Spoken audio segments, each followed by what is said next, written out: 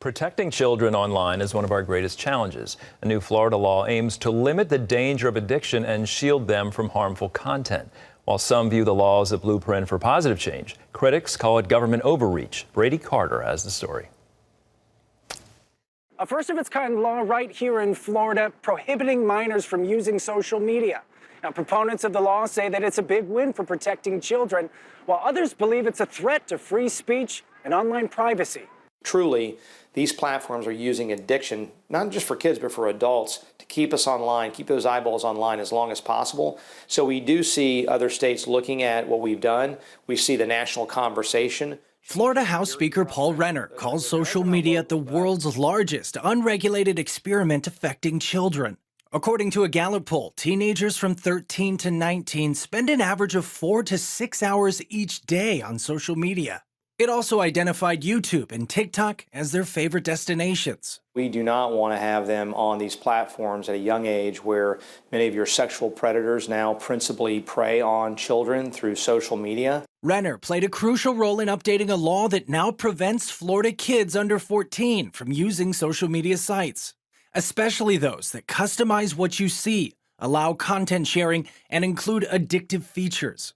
However, teenagers aged 14 and 15 can still access these platforms with parental consent. You can have a kid in the house, safe seemingly, and then you have predators that can get right in there into your own home. You could be doing everything right, but they know how to get and manipulate these different platforms. When the law takes effect January 1st, online safeguards will be strengthened using age verification tools and tracking software to identify usage by minors.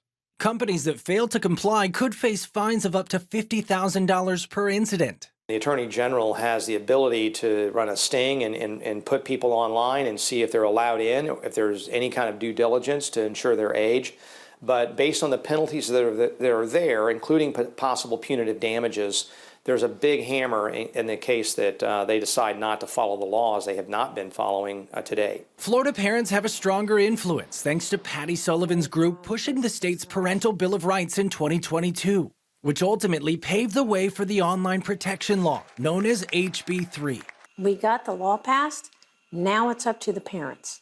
It's up to the parents to engage and stand for their own children. Even before research proved social media's addictive nature, Patty set an example at home by limiting her daughter Abigail's online activity. I actually was able to speak in some of those committees with the Parents' Bill of Rights and those bills and champion that issue and make sure that the legislators heard from somebody, younger, but who knew that parental rights were important because, one day I might be a parent myself and I want those rights to be protected. HB 3 is designed to shield children from social media and regulate access to adult content. Under this law, anyone over 18 will need to show identification to access pornography. While it provides parents with some level of control, several organizations argue it curtails First Amendment rights and compromises online privacy. Major groups against the measure include the ACLU, which calls HB 3 a blatant government censorship bill. PEN America tells CBN News the age verification requirements are confusing and infringe on all Floridians' rights to privacy, urging the governor to steer clear of further censoring speech. The group Net Choice, which represents all the common platforms you would be familiar with that do fall under this bill, will likely sue soon and bring us into federal court suggesting that somehow we violated the First Amendment. Again, as a lawyer, I don't think we've touched the First Amendment because we're focused on addictive technology, and technology is not protected in the First Amendment. While Speaker Renner expects a lawsuit, he maintains the law is constitutionally sound and simply requires everyone to do their part to protect children online. Some families may struggle with helping their children have those guidelines because they themselves, as a parent, may be addicted to these platforms because of these algorithms as well.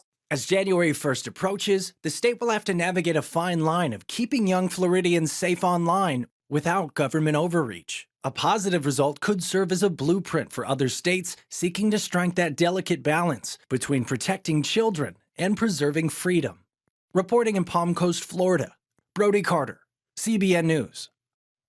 So something interesting that was actually just passed in the state of Virginia within the past 2 weeks, Governor Glenn Youngkin passed a law that basically is requiring all schools to be phone free by the time of January 2025, which I think is really awesome. I mean, kudos to that administration for doing that. Hopefully other states will follow suit, because I've just heard teachers, you know, in today's world, teaching teens, teaching adolescents, the phone is an issue, and even in the classroom too. So I think it's really important. I mean, even when I was in high school, we had cell phones, and like, I think that was like the very beginning of this issue.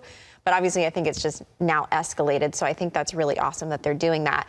But we've talked so much about the cons of social media. Andrew, do you think that there are any pros to social media? What do you think those are? Well, it's nice to be able to see what your family and friends are doing. The gospel can be shared. You can benefit a lot from a lot of avenues. It's just obviously some things run out of control a little bit in the time we spend. And what a reminder for parents to stay involved. Unfortunately, for a lot of parents, we don't have the technical skills to like be aware of what the kids are doing. And the kids can hide things, and a parent may catch on and say, oh, I see my son, my daughter communicating through this app or this platform. And then they can kind of find another way around it. So it can be challenging for parents. Definitely. And perhaps a single parent who doesn't have a spouse to consult with. Do you have any insight on this? So it's a lot to navigate.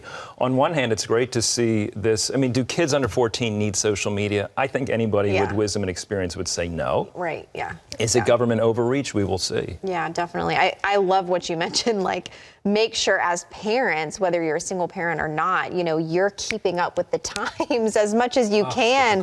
It is, but I think it's definitely beneficial in the health and well-being of your kids. So, yeah.